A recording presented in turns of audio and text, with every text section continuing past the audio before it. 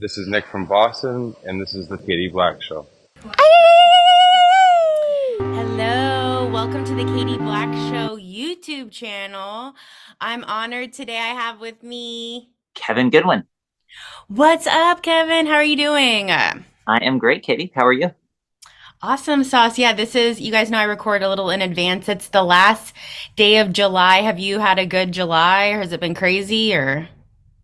It's been good, but it's also been crazy. This is actually, I know you're kind of based out of Charlotte. This is my last day in Charlotte. I'm moving tomorrow to Chapel Hill, but I've been here for like most of my life. So it's been crazy getting everything ready for that. Wow. Okay, well, what a cool day to do this then. Yeah, Um, literally my last day in town.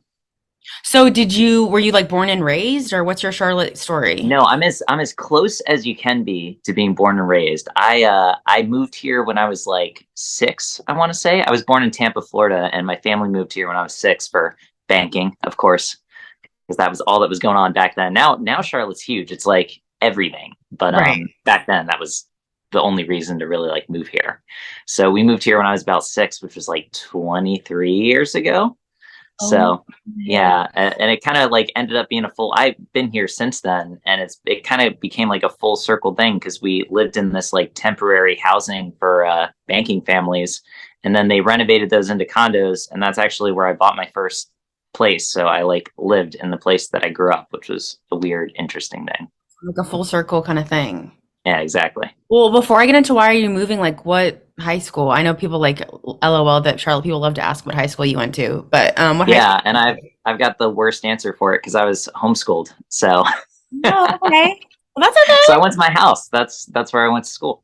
That's what's up. Did you like homeschooling or I know it's I kind of did. I foreign loved it. maybe, but And so the only year I went to public school was the worst year you could possibly go, which was freshman year of high school. Because all my friends convinced me, because all my friends went to school for the most part. So they were like, oh, come to school with us. And I was like, yeah, that'll be fun. And of course, high school is like the worst time to, especially to culture shock yourself when you're somebody who is like very naive and grew up homeschooled. no, I So didn't. What high school was that? that was a Pine Lake Prep. So it Okay. was like one of those, it was like a preparatory school for college where like you had to wear uniforms and everything. So it was like the worst school imaginable. Sorry, Pine Lake. Oh, interesting though. Okay, so I always say this, so many questions I could ask, but in a nutshell, how was your Charlotte experience as a youth and then being an adult in Charlotte? It was awesome. I loved living in Charlotte and it's always going to have a special place in my heart. Partially because I've just, it was like all I've known for most of my life, but also it was just a great place to live. I mean, I met so many cool people, had a lot of really, really great friends here, still do. And it's been interesting though, probably because I think we're both millennials, so probably the same kind of thing for you, where it's like it's grown so much over the last like 2 decades. It's crazy. Like it exploded. Like, South End like didn't even used to be a thing. Yeah, like Like you it's can funny. go over there. Yeah, nobody would go over there. It was like maybe like car shops and like a bunch of junkyards for the most part. It was nothing. And now it's like this huge sprawling part of the city. So it's very weird to see how it's like exploded. And I feel like there's just so many people that move here every year now, which is cool, but it's also like, man, it's just grown so much as a city and it's gigantic now compared to what it used to be. I mean, obviously, I'm sure everyone feels this way. I don't know. It's positive and negative. It's like sucks. Right, yeah. That's not what it was, but like there's all these new people and all these new things. But well, okay, before we get into your music, why are you moving? Oh, so it's really for music. I've been in Charlotte for so long and I've played so much around here. I just felt like it was time to go somewhere new. And the Triangle area is really, really good as far as the music scene. There's so many places to play and so many different cities that are like from Chapel Hill. It's like, an arm's throw to get to like Raleigh and then Durham and Greensboro. So it's just a better jumping off point for touring and stuff like that to go play concerts more regionally instead of where when you're in Charlotte, Charlotte's awesome, but it's only Charlotte. There's really like nothing else close to here. It's kind of like a bumper sticker. A little bit. Is like what is your I mean, I know I kind of you kind of already said that, but like what is the Charlotte music scene like? Like obviously I have talked to some random artists throughout the years. What's your perspective? Just that like you said, like it's a bubble or A little bit, but it's a bubble in a cool way. Like it's a nice bubble to be in. And there's a lot of really cool stuff here. Like one of the best things is this place called the Evening Muse. Have you ever been there? yes. In Noda. Not Yeah, as yeah. That's I should, but yes. I love that venue. But like they have an open mic there every Monday night. And that's kind of where I like grew up playing and kind of cut my teeth learning how to perform and, play music. And that was such a cool open mic. I played a lot of open mics like over all over the East Coast, really. And that's like the best one of all time, just because the community there is so cool. So many people come out. It's not one of those ones where it's like only artists. Like a lot of people just go out because it's a fun time. It's a cool place to hang out. Um, and there's a lot of like even the coffee shop scene as far as like playing a lot of cool coffee shops. And there's a lot of smaller venues in Charlotte that are just really, really cool, kind of like diamonds in the rough that are just awesome places to play. So it's got a really, really cool scene. Um, but it does seem like one of those places where everyone is a musician. I don't know if you've run I into love that. that though. I love that. Well, I mean, I guess I can, I mean, obviously just from doing the show, like I guess I can see that, but also too, I didn't know because I have thought of that before, but I didn't know if it was just like my tunnel vision I because don't think so. I think it really is a lot of musicians here, which isn't a bad thing, but it's interesting because I don't think people really think of Charlotte as being like a mm-mm. music hub. And I don't know if it really is, but there are a lot of really talented musicians in the Charlotte area. And especially even in like places that are just close in proximity, like Fort Mill. A lot of people who are really, really great musicians live in Fort Mill and they kind of like come into town and play in Charlotte. But Interesting. Well, how did you like get into music or how did you know that you were good at it or any way you want to take it? yeah, so I got into it when I was about 7 or 8 years old, and my grandmother had bought us my family a baby grand piano that kind of just like sat around. My mom played a little bit. She kind of like very basic stuff.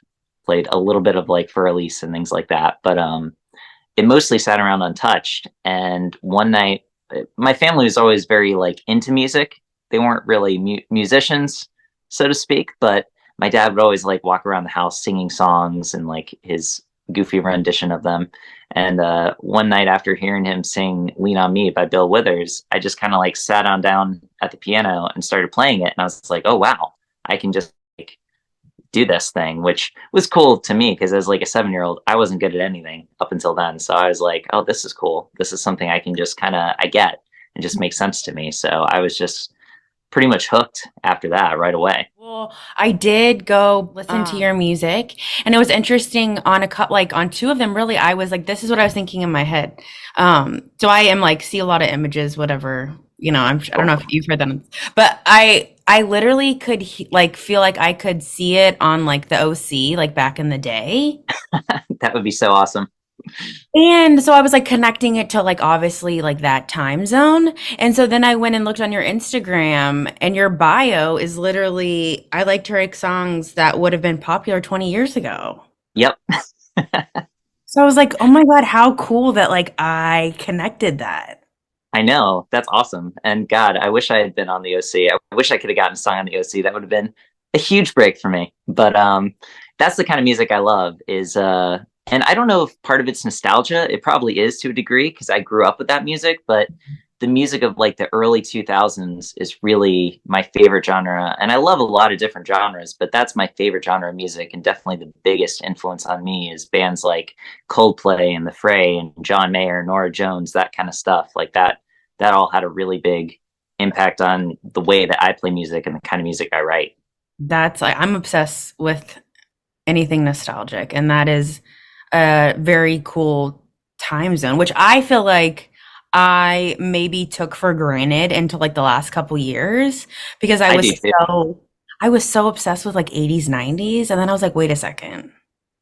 This is the stuff this is the era that I actually really grew up in like teenage, adult, whatever. So Do you were have like a favorite genre when you look back? Is there like a time, speaking of time, like a time frame, is there like a time frame of music that's your favorite now as an adult? it's really hard. Because I feel like anytime I like talk about music, I'm like, oh, I like this person, and then I go back and like like listen to what I said, I'm like, yeah, that's true, but I also like all these other people. Sure. I would have to say, like, at least currently in my mindset of the summer, would have to be, yeah, like Y2K, pop, rock, R&B, rap, like just that, yeah, maybe just the 2000s, honestly. Cool. Right on. How about, I mean, are you always in that time zone or do you switch it up as well? No, I definitely switch it up because there's a lot of artists, even like old classic rock stuff that I really like. Definitely go and listen to like Elton John and Billy Joel and Queen. I really like a lot of those artists. And even I have an affinity, a special affinity for like the 80s, like bands like The Cure. Like The Cure was one of my favorite bands. It still is for like forever. And just, I love that, like the weird kind of like when synth sounds kind of started creeping into music. Like I loved that new edition, which kind of was like an 80s Vibe. and I guess early 90s kind of thing. So were you obsessed with the radio? Were you like into MTV? Were you into all of it or? Kind of, I was always obsessed with music and really into music, but not necessarily the radio and TV as much as I was just like songs. And that's for me, I've always been much more of a song person than an artist person. Hmm. There's a couple of artists that I do really love and I like most of their catalog, but for me, it's always been like individual songs. I try not to, and I don't know why I did this even as a kid, but I was always like, I don't want to like a song just because I like the artist. I was like, I want to make sure that I really That's like a the cool song. perspective. Yeah, like I wanted to make sure I really liked the song on its own merits. So I think we're probably roughly the same age. Were you in the 90s? Are you 90s? Well, I was born at the end of 87. How about Okay, you? cool. So you're basically, Basic. you're close. You're like right there. You're You're almost like, like what year were you born? 94. Oh, okay, okay. So you're closer to my sister's age, but still, Yeah. you're still the millennial. Yeah. I still made the millennial cutoff. So, and it was one of those things where, and you probably went through, I guess, since you were a couple years older than me, you probably still went through this phase though, where we were all listening to music on like iPods and MP3 players and Zunes and stuff like that. Like it wasn't the same way. Streaming hadn't come about yet. So a lot of the like formative times that I was listening to music, you would have to like download it from iTunes or if we're being honest, Napster or LimeWire. Yeah, LimeWire was my. I remember, and also too, really speaking of download, I remember like when I'd go back and play it, like it was like obviously the song, but at first it was like some DJ being like, "Skr skr, welcome to," you know what I mean? It was always like some kind of. Right. Well, it was just kind of like that's how you knew that was kind of like the risky run when you're like getting music off those sites. You were like, well, there's going to be like some weird ad in the beginning or something, or Right. there's going to be like some announcement for a record or whatever. And half the time, I mean, sometimes you download a song, you'd be like, I'm going to download a Low by Flowrider, and you'd get like a completely different song. I don't know why that to me is a weird phenomena. I don't know why that was a thing on like LimeWire, where like you would download a song that had the title and the artist, and it was completely the wrong song. I don't know if they just did that to like fuck with people or I think so. I mean, now that I think about maybe. it, I mean, it didn't. I guess I haven't like thought about. Yeah, that did happen several times. Yeah, you wonder if that was just like this is a joke or like I don't an honest mistake. But also, not only do you sing, but you're a songwriter. Yeah, I am. That's what I am first and foremost. The singing came later as a product of being a songwriter.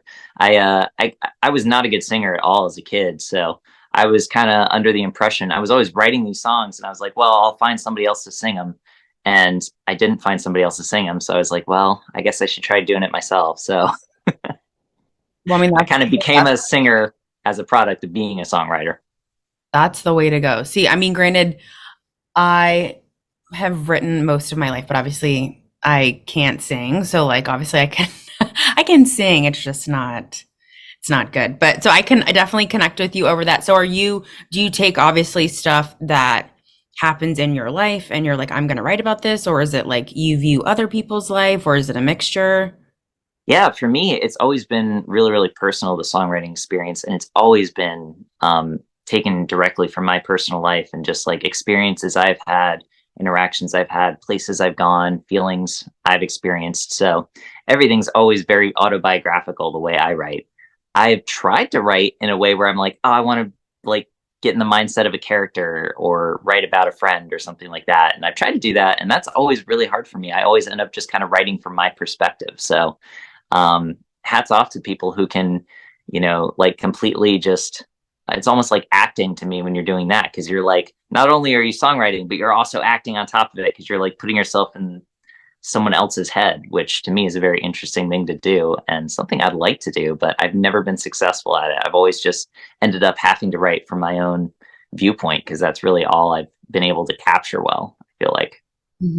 Well, I mean, I'm sure, but I get that. But I guess also too, it just everything is so much more personal since it's your experience. Have you ever had someone be like, "Yo, is this about me?" I don't know if anyone's asked if it's about them, because I think they've usually known um, beforehand, or they could just tell based on the song. They knew, like I remember one time I had a song that I wrote. I was dating this girl who was about to leave and go to college, and I was staying here in Charlotte, and she was going to Winston-Salem. And I remember I played like a coffee shop show where a bunch of people showed up. It was like one of those really cool moments in time in like the beginning of the college years, when there was this really cool scene around a bunch of coffee shops here in Charlotte. And so me and a lot of friends that I had would go play these coffee shops. And um, like all the people we knew came out, and my girlfriend at the time was there. And I played this song about, that was like very obviously about her leaving and going to college, called Heart on the Door. And after I finished, like everybody in the room who knew me knew that song was about her, without me saying anything. So that's the thing when you write songs that are very personal, even if you're not having names in there and stuff. I think a lot of times people tend to know when a song is about them or not if they're listening. I know, but I could see also like people being like, I don't know, especially girls just being like, I don't know. I could just see some girls though being like, "Oh, that's totally about me," and it's not. I don't think I've ever had that happen. That Really? would be Okay. that would be weird, a weird, Maybe awkward situation. maybe when you go to the Triangle area. Maybe that would be. I mean, I'd be flattered if anybody thought the songs were about them, as long as it's a good song. Like, do you write and like just jot it on your phone? Do you like lock the door and tell everyone to leave you alone, or how does that work? Yeah, no, I basically when I'm doing it, I usually, and it's tough because sometimes the lyrics come first and sometimes the music comes first. It really depends on the song. But when I'm doing it, I just kind of record it in sections, like on voice memos. That's one of the beautiful things of having the technology we have now with phones, is like, when you come up with some, as where I was really a late adopter of like smartphones. I, for a really, really long time, was anti-smartphone, and I had like a block cell phone, like way late, until I was like 21 or something. And so I used Why to do you have to like, think? sorry.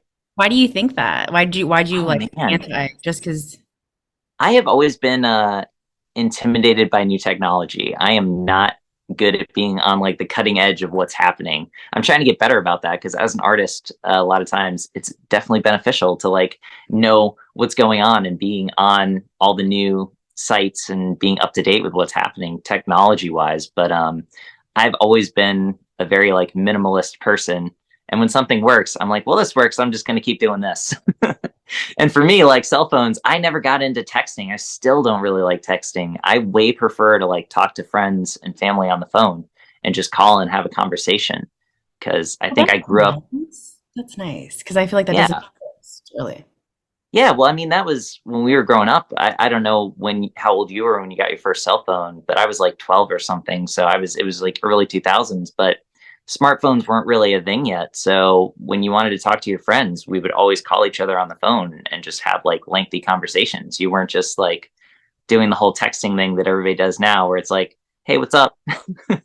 Hmm. Which I miss that. I miss a lot of those things. And I think even going back to the music thing, I miss the way that we used to listen to music too. I realized recently that like with streaming being the dominant way people listen to music now, I feel like it's really changed the way you do listen to music, because for me at least, it's made it really, it's like lowered the barrier for entry as to what I'm willing to listen to, because it's so easy to listen to music now. As we're like, if you wanted to have a song on your iPod or your MP3 player back in the day, you had to either like spend money to buy it off iTunes, or you had to spend a whole bunch of time downloading it from like LimeWire or Napster or something. So it was like a very involved process. So if you wanted a song, you had to really like that song. It had to be like a song you were really excited about. And I kind of miss that because now that everything's so easy to check out, it's like you can just kind of end up listening to songs that you're like, this isn't a great song, but it's better than listening to something else, I guess, as where there used to be a lot more intention when you listen to music. Yeah. Or even try to just remember like, yeah, turning into like at 9 p.m. I mean, I'm sure any local radio station, but it was like the top five countdown. And Yeah. like to listen to the songs that were hot at the time, like I had to literally go, I mean, same kind of vibe of like going out of your way and then maybe I took it for granted or enjoyed it more maybe than I do now. I don't know. Yeah, no, I don't know. It's a weird thing. And like also radio not being as much of a factor now is so weird too, because radio was so huge in the music industry for so long. And I hardly know anybody. Do you still listen to radio? Yes and no. Okay, Yes because and I was no. gonna say if it's yes, you're one of the few people I've met who still listens to radio. But I didn't know also too because like as my sister says, like I'm an elder millennial. I didn't know if it was that, but just I guess I'm just an interesting bird just because I want to try to be up to date on anything media related. And I guess Gotcha. it's just the part of the dance of me being in the car. But yeah, I totally understand that, yeah, like no, like I'm want a handful unfortunately left that does that. I don't know. Well, it's But kind of going this direction now where I think like when I drive in the car, I'm either listening to music off of like a streaming platform or off of my phone that I've downloaded, or I'm listening to like this, a show like this or a podcast where I think that's for whatever reason, that's kind of where it's shifted from radio. I think a lot of times people would rather listen to a podcast or an interview or an audiobook or something like that. So it seems like it's kind of really gotten away from radio in that sense, which I don't know if that's a good thing or a bad thing for music, but I think it's I think it could be both. But I mean, I'm also like obviously obsessed with like trends, like even if it's like fashion of coming back around, I wonder like even though that's the way it's going now, I wonder if like in 5 years it'll like flip back over or like I don't know. I don't know. I don't know. I feel like I'm an old soul, so I don't know if that's part of it. So on a like slightly different note, do you like speaking of an old soul, like and people anytime I ask this, people are like, what? But do you feel like you've been here before? I definitely have an old soul. I don't know if I feel like I've been here before, like a past life kind of thing, but I definitely feel like I was I don't want to say I was born in the wrong like time because I like living in this time and I like all the things that are available because of this time that we're living in. But I've definitely felt like kind of going back to the not being technologically savvy and everything, like I and being such a minimalist, like a lot of times I think I would have probably fit in more if I was in like had been born in the 70s or something, was growing up in the 80s. Like I think that would have been a time that I would have probably felt more comfortable and like I was on the same page as everybody else. Because I don't know, since you say that you're an old soul too, like maybe you feel this. I definitely feel out of place sometimes with like modern day things that are happening, and a lot of the stuff with like internet culture and things like that. I am not super into all that. I'm much more like would rather go out and like be doing stuff out in the woods and kind of like when we were kids, you go ride bikes with friends and stuff like that and just have these kind of like moments of peace and not necessarily be super into the computers and everything like so many people are nowadays. And not that there's anything wrong with that, but it's definitely a different way of living where I feel like everybody is so invested in like social media and the internet, which it makes sense because it's such a big thing. But I have always preferred like just having those really meaningful like experiences and moments in life. And a lot of times, like, and I'm not the kind of person to like take pictures of events and stuff. Like, I just want to be there and experience it and feel it. And so I'm not good at like recording and keeping track of things, you know. I mean, I'm definitely obsessed with social media and like keeping in touch with people and all of that stuff. But like I've noticed, like I said, my sister is a 93 baby. And as far as like beyond social media and like emails, like there are some things that like I don't get or can't do and that she can help me out with. And also maybe it's Yeah. also because like, I don't know. But I don't know. I feel like back in the speaking of the Y2K, the 20 years ago, I feel like that was a good time frame because it was like you had the internet, you had like the introduction to Facebook and social media and emails, but it wasn't like it is now, where I feel like it is like an obsession, like almost like a sickness, unfortunately, is how I view it. Totally. Well, I think a lot of people are probably, and I, even as somebody who isn't really into that stuff, I think I probably am quasi addicted to it too, in the capacity that I check it multiple times every day. And I'm not even somebody that's on there much. Like, Right. it's just hard not to because like you're so plugged into like your emails. You're like, oh, am I going to get an email from a person or is somebody messaging me on Instagram or something? So like, it's so easy to get distracted by that stuff and fall into it. And I agree with you. Like in the early 2000s, I think that felt better. It felt like there was a healthier balance because the internet was around and stuff, but it hadn't progressed to the point that it's at now, where it's like so many people are spending, you know, hours and hours a day on the internet, just looking at social media and things like that. It was a much more like you would get on once a day or something and check your emails or like update your MySpace song. And like it wasn't a big thing. Not Yeah. like it is now. Like it was, I think it felt more separate. It felt like you had your real life and then you would sometimes check in on the internet and see how it was doing. As we're now, those things seem like they're so symbiotic and it's like a very back and forth thing, which is so weird. Before I forget, I do want to give a shout out to you have another EP dropping at the end of August if you want to talk about that. I do. I have a new EP coming out called One Hell of a Night, and it's going to be released on Friday, August 25th. So I'm really excited about that coming out. And it's really, really different from any other records that I've made so far. I like to think that the records are always pretty diverse, but this one is definitely the most diverse. It has so many different songs of like so many different genres. So it's something I'm really excited about putting out there. It's kind of, for me, an experimental record in a sense.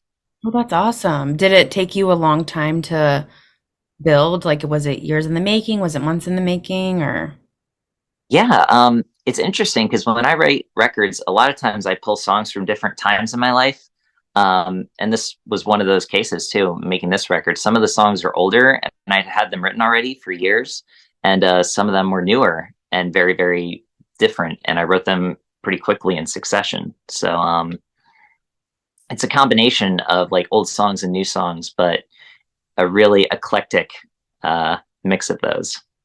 that's exciting. Well, I'll definitely have to check it out.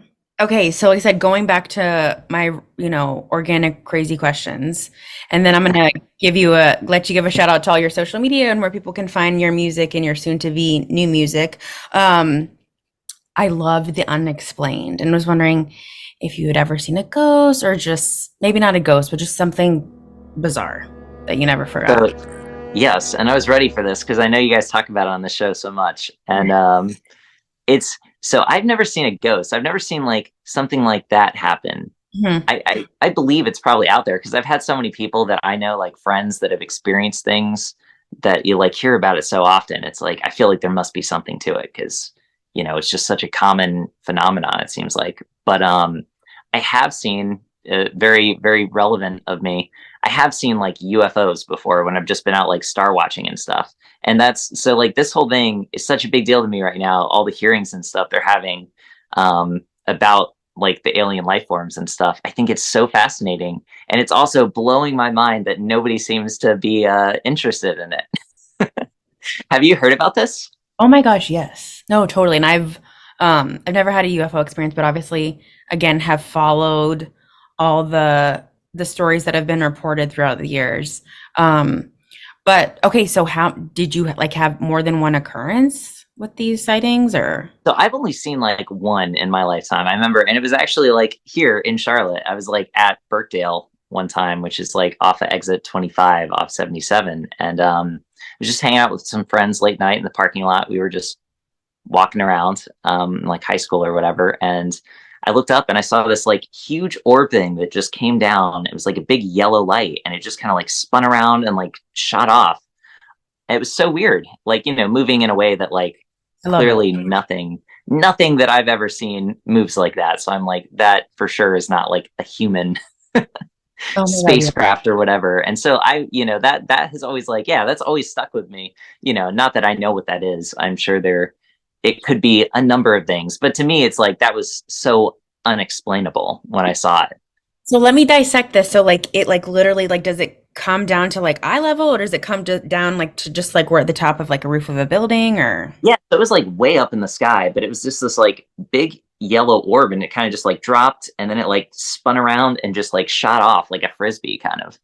And but it was like a whole like 2 minutes of watching this thing do this and just oh move wow. around and like in really, really weird, bizarre ways that like no airship we have or anything, to my knowledge, is capable of doing. So that's like always fascinated me. And like you, I've always kept up with like, people coming out, whistleblowers and stuff, talking about things like interactions with aliens and spaceships and UFOs and stuff like that. And so I've always been fascinated by that. And I think it's such a crazy moment in history that they're, even if nothing comes of it and they don't release any evidence, just the fact that they're like talking about it, lawmakers are talking about it and it's on national television and it's Finally. being brought, like that's such a big moment, I feel like. And it's crazy to me that nobody seems like I wonder too if absorbed. either everyone is just so like mind fucked with just the world in the past 3 years that they're just like, whatever, we knew this, or if it's I don't know, because I mean obviously and I don't know if it's an older generation thing, but like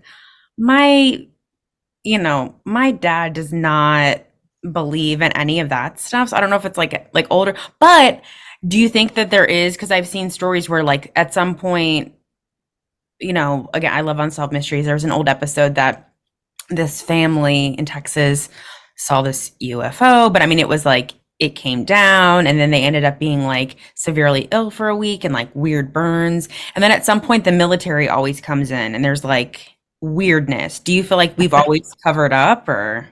I think so, especially based on like, it's hard to say because obviously I don't know any of these people and these hearings who are giving their testimonies, but they've talked about a lot of the people that have been speaking in these hearings have talked about the government covering it up and stuff. And I'm a big conspiracy theory believer, especially because there's so many conspiracies that end up being true.